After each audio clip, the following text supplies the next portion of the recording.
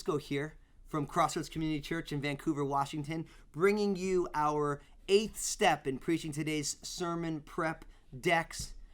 Excited about this one. It's about the delivery of the message and the evaluation. Now, I know if you're a preacher, some of the most fun you have all week is that time on the weekend when you preach the word. You've done all this preparation, and then you go out there and you deliver the message. Now, this is what I want to tell you. First, get prayed up before you go to church, because when you get to church, you need to be there to minister to the folks and to preach. And so you want to be prayed up before you get there. But listen, when you go to deliver God's word, you want to make sure that you are ready and free to preach God's heart from God's word to God's people, empowered by God's Spirit for God's glory. And so you really want to be able to deliver that with all you have. But don't miss, after you preach, it's an essential time for us to be able to go back and evaluate what we do. So listen, I know not all of you have videos and podcasts and all these things, but you can set up a little camera to catch your message and go back and listen to it. How is your content? Are you saying things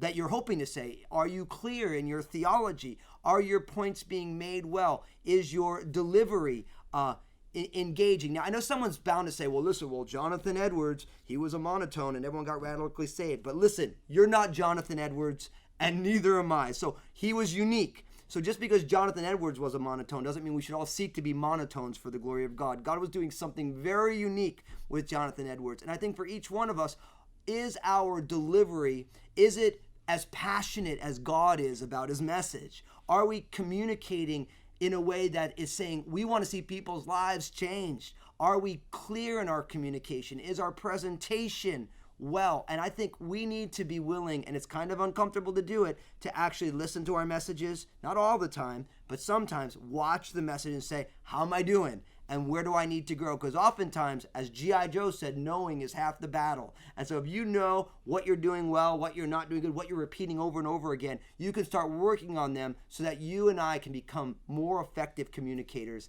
of God's word. So listen, have a blast preaching, but don't forget to take the time to evaluate what you're doing and see how you can grow.